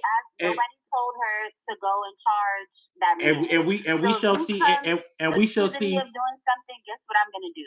I'm going to hire some people to look into you and see what you're doing, so I can have some stuff to accuse you of. Right. So we'll see. Yeah, we'll see what the judge got to say. Because but I'm talking about to remove, or as of right now, she's still in her position. Wiley, The we are case, at the the point right now. the charges is still sticking. It have not been dropped. We have to wait. Wiley, after the special hearing that was held on Monday, people are calling for Nathan Wade to recuse himself from the case. I understand that, but have it happened yet? Have he left? Have he recused himself? I'm asking you a question. I'm asking a very direct question. Have he recused himself? Yes or no? If he recuses himself, that's going to make the situation I'm asking you a question. Is it a yes or no? Did he recuse himself? No. So we have to wait to see what happened. I'm not going to make assumptions. Well, let's see what's going to happen. Let's just see. Have the charges been dropped? Yes or no? Against whom? Against Trump. Have the charges been dropped against all his co-conspirators? No, I'm just asking you. Yes or no? Not today. I'm just asking you, yes or no, have it been dropped? Not today. So again, we have to see in the future. And then once it happened, then we'll talk about it. Till then, I don't too much care about it at all. Until they drop it, it's because you'll get so caught up, and then the lady will still be there and the charge will still be there. So I'm gonna see whenever in the future what happened, what it will happen. Georgia's a little weird. Georgia, the South, a little backwards when it comes to their legal system. And we shall see how they're going to do it in the future. That's why I didn't talk about it on purpose, because I said, let me see what the court's going to say. Because no use to me going with all these conspiracies. Let's see, what's the order? Either A, the charges are dropped. These are coming from, the actual court document. Right, that's what I'm saying. But I'm still, I understand the court document. I'm saying is, what is the final decision? Either he stays as the prosecutor or the charges are dropped. That's where the bigger story comes in when I talk about it. Well, they have until February 6th, I believe. That's why, because I did hear about that. They have the February. So whenever that comes with it, then we'll talk about it in February. Till then, I ain't talking about it. Because I'm going down the whole rabbit hole. No, I ain't talking about it. Just like now, I talked about the whole thing at the border. I talked about that because the Supreme Court said, player, y'all can't have that barbed wire there. It is illegal. So then I talk about it. But until the end. So we can't have barbed wire or a wall. We're just supposed to be open, wide open. But no, it's not that you can't have it. The state cannot overstep the federal government. You're going into federal territory. You can't do it. But Texas always have a mindset that they're bigger than the federal government. They're going to do what they want to do. And so that's why Biden, Department of Justice, they sued them. And they lost. They lost. If they had the barbed wire up there, I'm sure it was for a reason. And then they were saying, people were getting severely hurt, severely deleted. And I guess America. I guess so. Yeah, I'm not about to jump over a gate that has barbed wire. Yeah, and I guess it's somewhere I'm not supposed to go. Right, and I guess the president was like, not too good. And the president have ego. A president do not like when a state try to overstep their authority. They don't like it. So I'm not shocked to see them sue Texas. I'm not shocked at Texas laws because they was in violation. You cannot step into federal territory and try to act like you're a federal agent when you're not. And that's why they sued. And the Supreme Court, and let's be clear, the Supreme Court is a conservative court. But and it's a conservative dominant court. Like, it's mostly conservative people. That's why I was like, you really can't predict how they're going to think. You may think, because of Trump appointing these two people and is now conservative dominant, they automatically on the side with Texas. No, they side against Texas and said, no, it's the federal government. So that's how that's how that's going to happen in there. All right. Thank you. Then Nathan Wade is a whole personal injury attorney. Yeah. But I'm not talking. Yeah. Because like this before. Right. But then again, it's not illegal. That part is not illegal. You could be. He's an attorney. You know what I'm saying? So I feel like we shall see how. Right. We shall see how this is going to happen in February. We shall see how it's happening in February. Yeah, we'll see how it's going to happen in February. I really don't care. I don't care too much about Georgia in the first place because I think Georgia. I really think Georgia is back because me personally, I don't think Trump should be charged for any crimes because I feel like this is a distraction to make him lose, and it's backbiting on the Democrats in the first place. They should have never charged. They should have waited until Trump was done running for office, then charged him with something. You just thought it was a distraction to take down the black That's woman. just my personal opinion. So me personally, I think that this is going to help Trump get elected in the first place because it make him look like a typical black person. He's going against the system. He's beating the system. Oh my gosh, he's gaining sympathy because how many black folks have been ridiculed and used by the courts to get their voice silenced. And that's the power move that he's making. But me personally, I feel like Biden, I feel like those prosecutors, they should have left Trump alone and waited till Trump was done running for office and then file as many charges they want to file. But doing it in an election season, I felt like y'all trying to sway the people to go against them, and it backfired because there was no Republican that beat Trump, even when Trump had all of these investigations. I mean, the man had so many indictments, I can't even keep up. And it made him stronger as a Republican, and it made him stronger as a politician because he didn't need to debate, he didn't need to do no commercials. I mean, he was on the news 24/7. So, I just feel like people should have just leave Trump alone. It's just like, why take that risk? Because powers that be that we do not see on the media want him to be running again. And guess what? He's going to be going against Biden. We have two elderly presidents or people that run for office that's almost in their 80s, if not close to their 80s. And that's where we at as a country. Two elderly old people. Even if Trump get convicted, he ain't gonna last long in prison, and he ain't going to the type of prison that Pookie and Ray Ray go to. He's gonna go to a camp. You know what I'm saying? So that's just the reality of it when it comes to this political stuff. I don't get that involved in it because again, they have their own justice system compared to Pookie and Ray Ray. Pookie and Ray Ray don't get half of the passes that Trump have gotten. But because everybody ain't the president, this is we never seen a president have these many indictments. Never. Never. He's the president with the most indictments ever. There was no president ever especially in an election year facing prison time and still running and still winning. That's silly? Don't you think that's silly? So, that's crazy. That they were out here like trying to indict a former president. I think that it's evil. I feel like you're trying to distract and try to sway the people from Trump, and it ain't working because the people still siding with Trump. I mean, honestly, this strategy would have worked if Governor Warren would have won Iowa and New Hampshire. Then I'm like, okay, if Democrats, y'all did that. I just think Democrats did this plot to take down Trump in the legal system, and it backfired. It made Trump stronger. It made Trump stronger and got more publicity than he had in 2016. And mind you, Trump was very controversial in 2016, but he is still as more relevant ever. Like I've never seen a former president running for re-election winning in Iowa and New Hampshire. That's unheard of. But because he's getting charged and the media talking about him because of their own ratings boost, it's iconic. It's very iconic. And he's getting more publicity. That's why it's hard for Nikki Haley. You can't compete with that. Because he's going to be talked about. He's in Georgia being talked about. He's in D.C. being talked about. He got a case in New York. He got a civil case with a woman. He has so many cases where it's just publicity after publicity.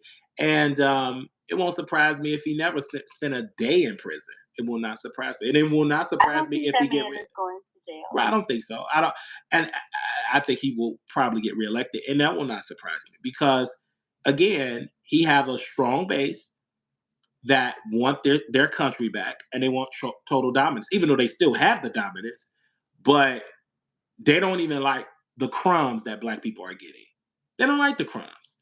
So they don't want you to have the crumbs. And that's where black folks should be more aware of and more indulged of. Like even when you go to Florida, like you can't even read about black history. That's how dangerous it is as a society.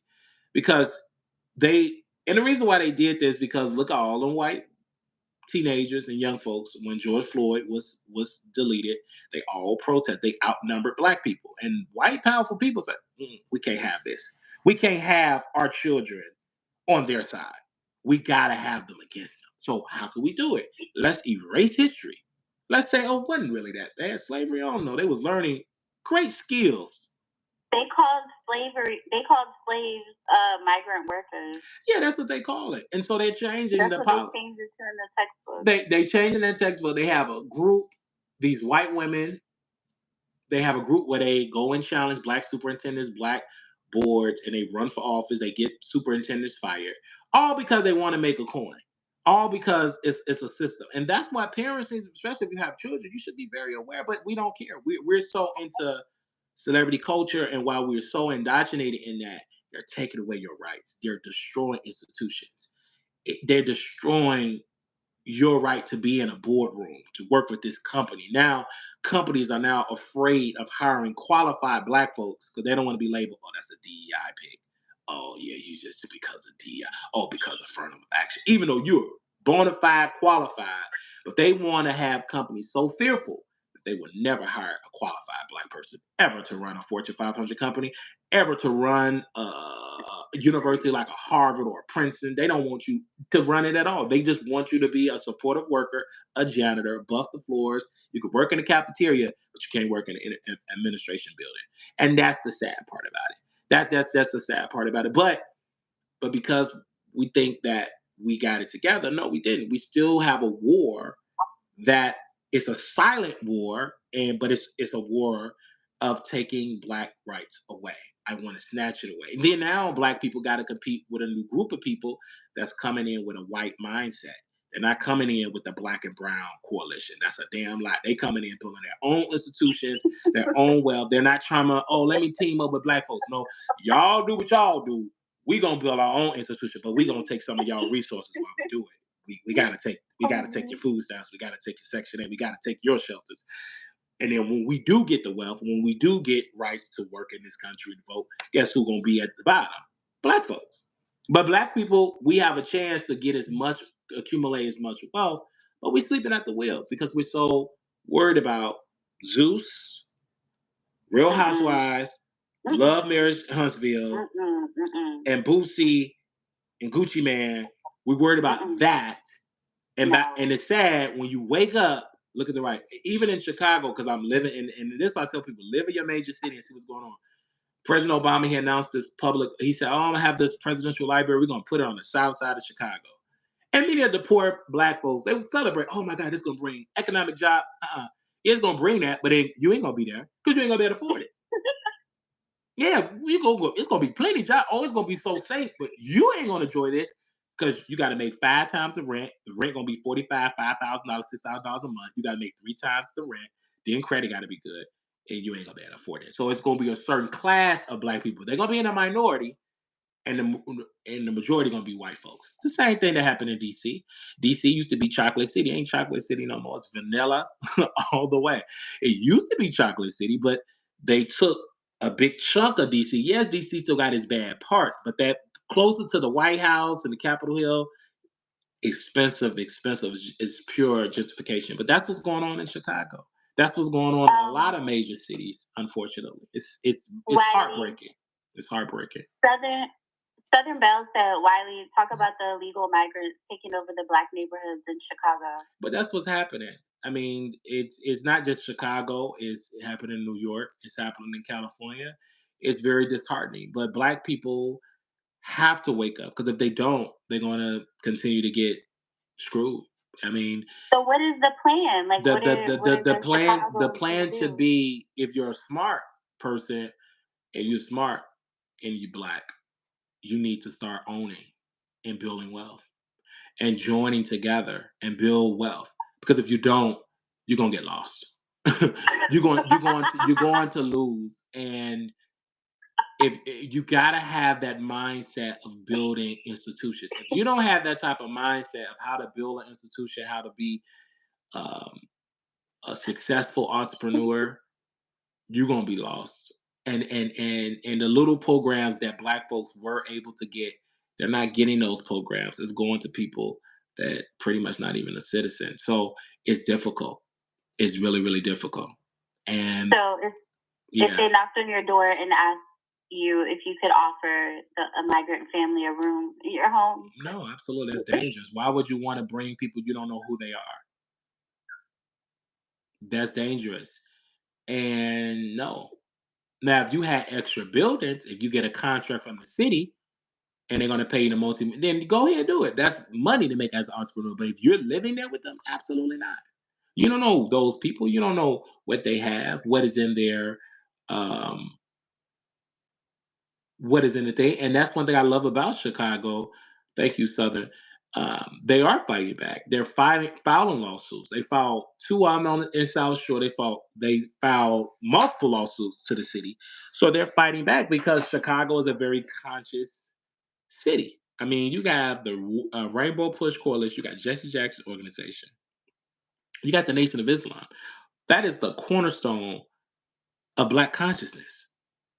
So it's going to be a resistance, but you got to be able to fight, and you got to be able to do it long term. This is a 100 years, this is a century battle. And if you don't have that mindset to fight, you're going to get lost and you're going to get destroyed. And because I'm seeing it happen. That's why a lot of people need to, own property, get their credit together and own property. So if your neighborhood do get gentrified, you're able to eat from that because your property value will go up. Then versus you being a renter, because if you renting, there is no regulation. Your landlord, someone would tell me again, your landlord could be like, "Oh, your lease in, Wiley. We're gonna go up on your rent another $800." Either you do it, if you don't do it, somebody else will do it, and you'll be on the street. So, as of right now, landlords can make their rent and say, "Oh, your rent 4,500. We're gonna go up another 4,500," and there's nothing you can do about it. You can't be like, "No, I disagree." No, either you do it or you won't re-sign the lease. I'm gonna get somebody else That's to what do they it. call slumlords. Yeah, and there's a lot of people doing that. That's like the common thing now. I was in a So what's the car. difference between them and gang members? It's no different. It's the same type of mindset, but they're doing it so common now that when I was driving, when I was getting picked up to work, getting dropped off, this guy was telling me how this building owner told all his tenants, "I'm not renewing y'all lease." And the reason why he did it because he's gonna charge quadruple the amount of rent because of the presidential library. So, and he knew those tenants couldn't afford it because they were all, paying, not that much in rent. So he decided, he sent a letter to all his tenants. He said, "I'm not renewing nobody's lease." They And should have filed a class action lawsuit against him. most people, they're not going to do it because most people are not knowledgeable to do it. And then most people don't even have the money to do it. Like when you're going through pure financial hell, you're not thinking, "Oh, let me go file me a lawsuit." No. You can just you gonna have that fear, you're gonna pack your bags, you're gonna go somewhere else. And they say that to people that don't know, but that's what's going to say. It's sick. It's sick, but that's the industry. I was watching Canada, one of the Canadian news outlets they had rolling on, and one of the brothers was saying in Canada they're dealing with an affordable housing crisis, a lack of affordable housing, and that's the same thing that's happening in the United States. And it's about to be on steroids because Wall Street have acquired so much property, and because it's not regulated, the people are becoming renters. And now they're putting out lies saying, "Oh, it's not really that profitable to own a property." That's a damn lie because you could just look at the spirit of Wall Street. If they're buying property, you best believe that's a good investment. I mean, but they're talking about it's not really a good investment to own property, but ask them how many properties they own. They own hundreds, thousands. So Right. it's just like, but they say that, and then people be believing, "Well, they're really not profitable because such and such." No, they send into the track. It's very profitable to own a home than to rent. You can maneuver in the system because you You have can make money from owning property. you Let's have. say when I buy my house, okay, let's say I'm going on vacation for a week. While I'm on vacation, I can rent my house out on Airbnb, Verbo, a family member. Like, you know what I'm saying? Like, Yeah, they even can have always programs make where you money. can buy. People now are buying properties and renting each room. They're tr- Fast. they're doing that now, even though that they existed forever. But it's getting more popular now, where you can rent each room. They have the bed in there, they have the Wi-Fi, they have the common areas, and you're paying like $1,200-$1,300 for a room. And if you have 3 rooms, you do the math. And you know what I'm saying? And people love it because you put it all, people I've even seen rooms as far as $1,800 a month. So, you know what I'm saying? And people have multiple properties and they rent each room, put them on a year lease. Sometimes some of these leases are like 2 years now. You could do like an 18-month lease now. Almost. So they're really, really into that.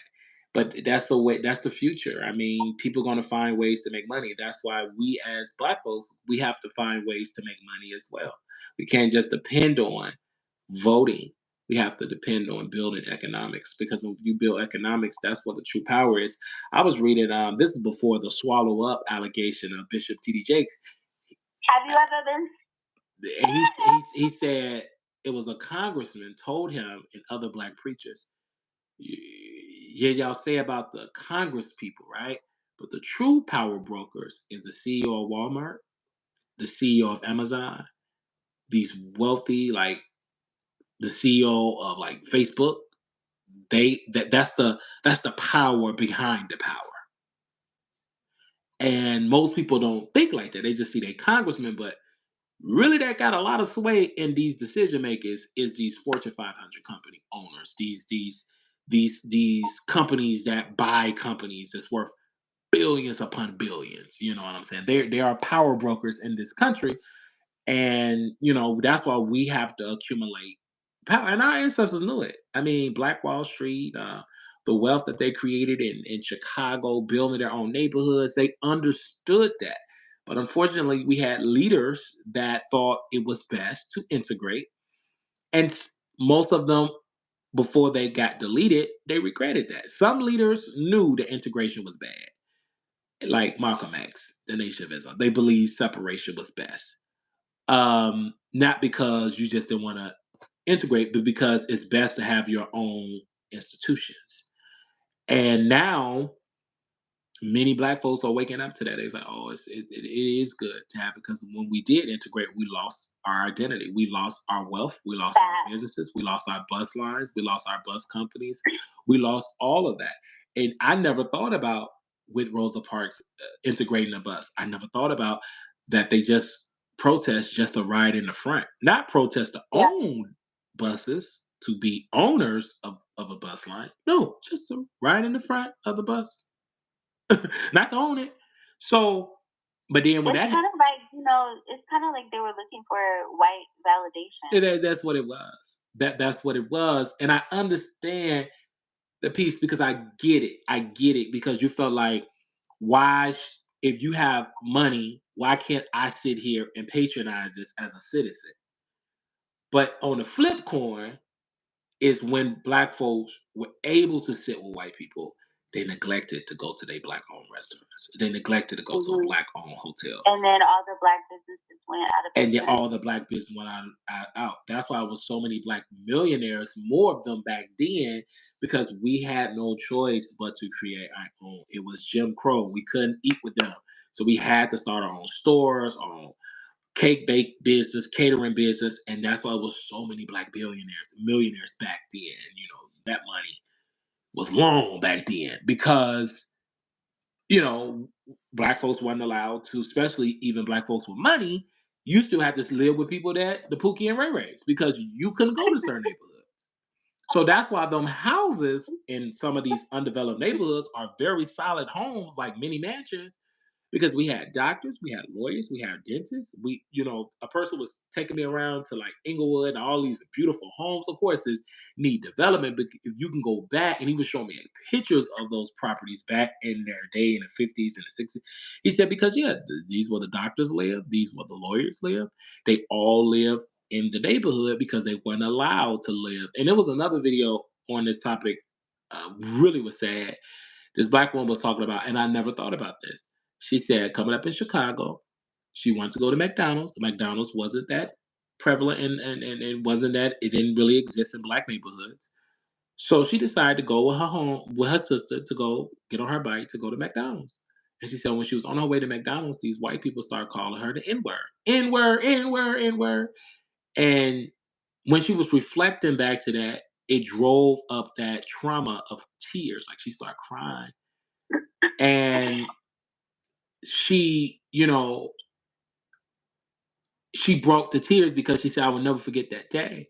Because people forget that racism exists, and it exists in the great city of Chicago. Many people thought it was just happening in the South. Oh, this is a Southern problem. No, it was happening up Yeah, north that's too. what I had to tell the UK brethren, because they're like, "Oh, you're from Louisiana.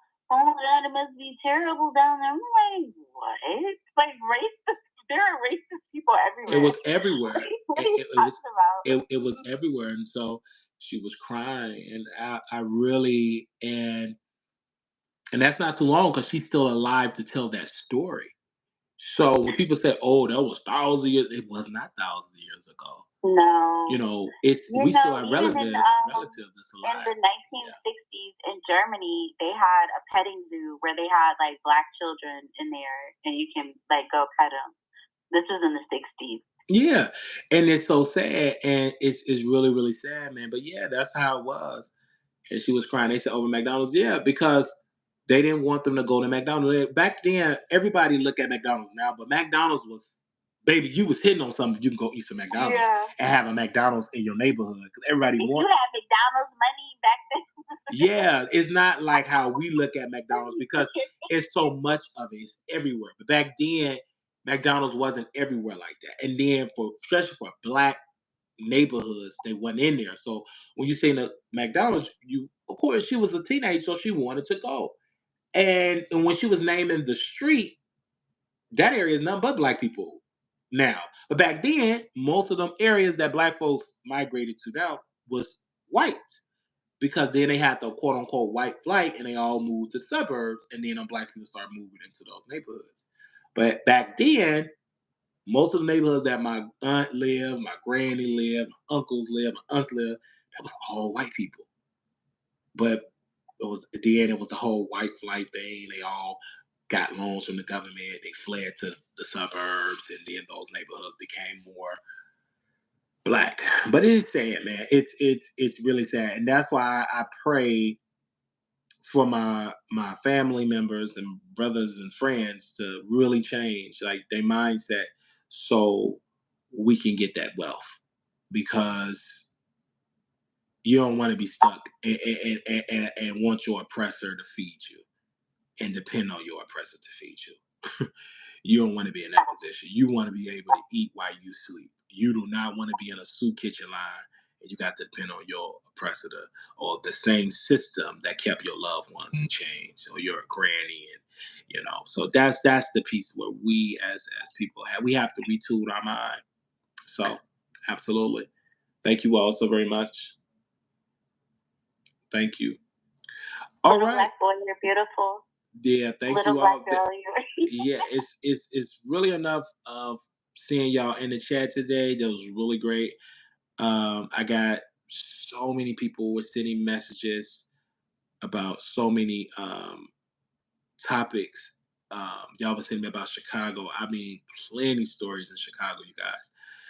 That we definitely dive in tomorrow because we got to talk about um, the Uber crisis in Chicago and the robberies that's going on. But we'll dive into that tomorrow. But you have to talk about the African news I sent you.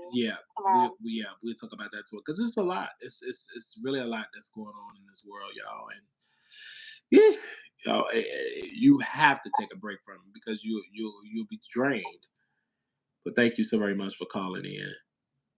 Of course, love you so much. Love you. LOL. Thank you. Bye. Bye. I subscribe to you. Thank you for subscribing. Thank you. But it's a lot, you guys. This have been incredible moment. February, I think Georgia gonna have a decision in February. What's going on in Georgia?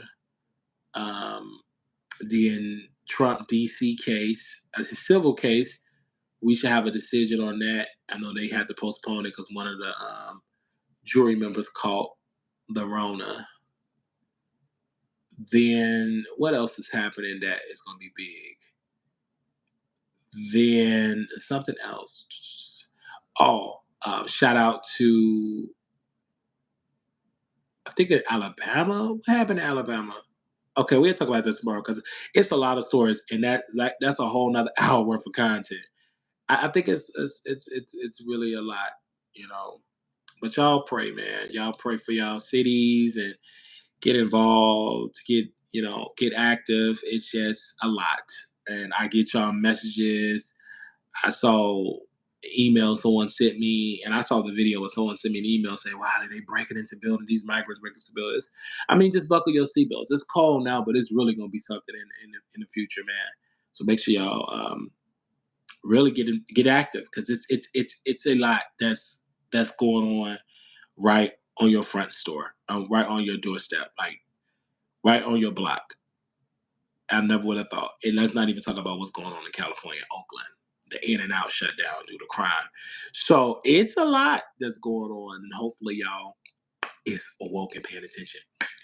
Little black boy, you beautiful. Little black girl, you are enough. When times get hard, always remember to put God first. And I will see y'all in tomorrow. Because in about 30 minutes, I will be eating and I got to get ready for tonight or tomorrow night's show. And well, that's going to be probably a 2 hour episode. I'm trying to do 2 hours, but we shall see if the special guest gonna talk for 2 hours. They said Oakland been danger. It have. It's even worse now. All right. Thank you all so very much. This was fun.